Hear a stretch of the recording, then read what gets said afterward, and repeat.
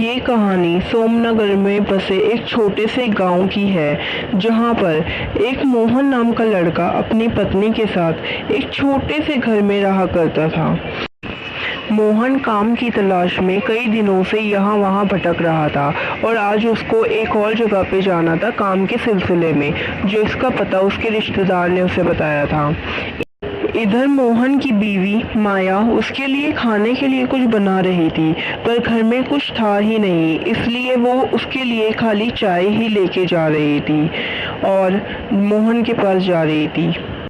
वो मोहन को चाय देने आती है, तभी मोहन उससे कहता है कि आकाश भैया जिस दफ्तर में काम करते हैं उसी दफ्तर में हम भी जा रहे हैं। देखते हैं का पता कुछ बात बन जाए। आज कहूँ ना कहूँ तो बात बन जाए तो अच्छा ही रहे, क्योंकि घर में अनाज भी ख़त्म होता जा रहा है, तो यहाँ बात बनी जाए तो अच्छा रहे। मोहन अपनी पत्नी से बात कर कर और चाय खत्म कर कर घर से निकलता है उस जगह पर जाने के लिए जहां उसे आज इंटरव्यू देना है। वो अपनी बाइक पर बैठकर अपने गांव से बाहर निकलता है शहर की ओर जाने के लिए। वो जाता तो है, पर उसे कहीं भी वो एड्रेस ही नहीं मिल रहा होता। वो बहुत कोशिश करता है कि वो एड्रेस उसे मिल जाए, पर वो उसे नहीं मिलता। तब वो अपनी बाइक को एक जगह रोकता है और कहता है, मोरी मैया, वो एड्रेस तो मेरे को मिल ही नहीं रहा। अब मैं क्या करूं? एक काम करता हूं, थोड़ा आगे जाके देखता हूं। मोहन थोड़ा सा आगे जाता है, वहां उसे छोटा सा बच्चा दिखता है जो उससे कहता है, अरे भैया क्या हुआ, आपको कोई मदद चाहिए क्या? बताइए, मैं आपकी मदद कर देता हूँ। हाँ छोटे, मैं एक एड्रेस ढूंढ रहा हूँ। मेरा वहाँ जाना बहुत ज़रूरी है और समय पर नहीं पहुँचा तो बहुत मुश्किल हो जाएगी, पर मुझे वो मिल ही नहीं रहा है। क्या करूँ?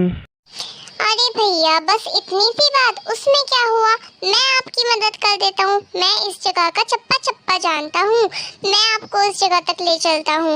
बदले में आप मुझे मेरे घर तक पहुँचा देना, बस हम दोनों का काम हो जाएगा। अरे वाह छोटे, तूने तो मुझे बहुत अच्छा सुझाव दिया है। इससे मेरा काम भी बन जाएगा और तू भी अपने घर पहुँच जाएगा। चल, मेरे पास बाइक है, हम दोनों उस पर बैठ के चलते हैं। मोहन उस बच्चे को अपने बाइक पे बैठाकर चला जाता है और वो बच्चा उसे रास्ता बताता रहता है कि मोहन को कैसे जाना है, और फिर मोहन उस अपनी जगह पर पहुंच ही जाता है। वहां पहुंचकर वो सिक्योरिटी गार्ड से पूछता है, अरे भैया, बड़े साहब हैं क्या? मुझे दरअसल उनसे काम था। आकाश ने मुझे कहा था कि उनसे काम के सिलसिले में बात कर लूं। अरे भाई, थोड़ी देर पहले आ जाते तो उनसे मिल पाते। बड़े साहब तो अभी अभी निकले हैं, 2 घंटे के बाद आएंगे। तुम एक काम करो, तुम 2 घंटे के बाद आ जाना, या एक काम करो, अंदर ऑफिस में जाके बैठ जाओ। आकाश साहब भी अंदर ही हैं। अरे नहीं भाई, मैं एक काम करता हूँ, मैं 2 घंटे के बाद आता हूँ। मुझे इस बच्चे को इसके घर तक पहुँचाना है। 2 घंटे के बाद आता हूँ, तब तुम मुझे बता देना कि साहब आए कि नहीं। क्या बच्चा? कौन से बच्चे की बात कर रहे हो भाया? अच्छा चलो तुम जाओ, अगर साहब आएंगे तो मैं तुम्हें बता दूंगा, पर टाइम मत लगाना, जल्दी आना। मोहन उस बच्चे को लेकर उस जगह से चलने लगता है और जैसे जैसे बच्चा रास्ता बताता है अपने घर का, मोहन उसे लेके वैसे वैसे जाता है। पर वो बच्चा एक जंगल के रास्ते से जा रहा होता है और एक जगह पे जाके रुक जाता है और मोहन से कहता है कि बस भैया, मेरा घर यहीं पे है, आगे मैं खुद चला जाऊंगा।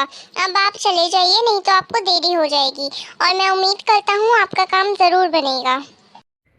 ठीक है छोटे, तुम अपना ध्यान रखना और संभाल कर घर पे जाना। अब तुमने बोल दिया है तो काम जरूर बनेगा। मैं चलता हूँ, अपना ध्यान रखना, ठीक है? मोहन उस बच्चे को वहीं पर छोड़कर चला जाता है और ऑफिस पहुंचकर गार्ड से पूछता है, भैया बड़े साहब आ गए क्या?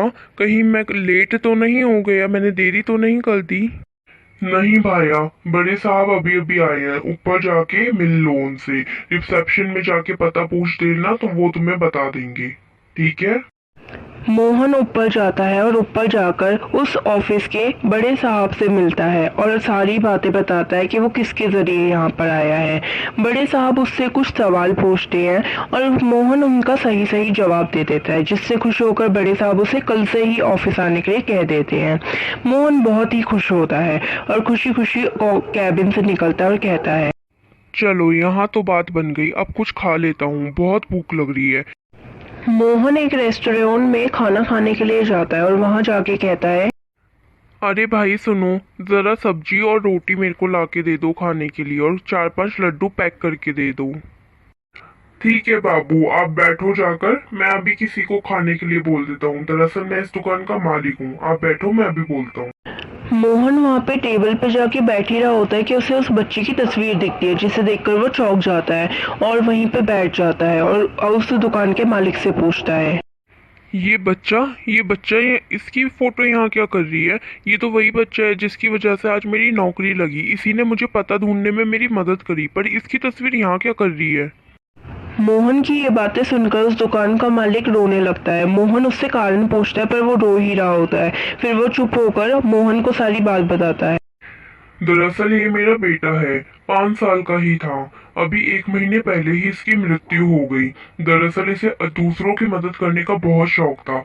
अजनबियों की तो ये बहुत मदद किया करता था। अभी आप जिस जगह से आ रहे हो वहां पे 1 महीना पहले एक व्यक्ति और गया था और उसे पता बताने के लिए उनके साथ गया था। लौटते समय एक ट्रक से टकराने से इसकी मृत्यु हो गई। पर इसने मुझे अपने घर का पता एक जंगल में बताया था। मैं इसे वहीं पे छोड़ के आया हूँ। ये कह रहा था कि इसका घर वहीं पे है। ये वहाँ क्या कर रहा था? इसने मुझे अपने साथ भी नहीं जाने दिया। दरअसल इसके शरीर को हमने वहीं उस जंगल के बीच में ही दफनाया था और वहां पे कई लोगों को ये दिखा भी है और आज आपको भी दिख गया। भगवान इसकी आत्मा को शांति दे। अच्छे लोगों की मृत्यु कभी नहीं होती, वो मरने के बाद भी दूसरों की मदद करते हैं, जिस तरह आपका ये बेटा। बहुत अच्छा है ये, सच में। और इसी तरह इस कहानी का अंत होता है। अगर आपको ये कहानी थोड़ी सी भी पसंद आई हो तो चैनल को सब्सक्राइब करें और वीडियो को ढेर सारे लाइक दें। मिलते हैं अगली वीडियो में। Bye bye.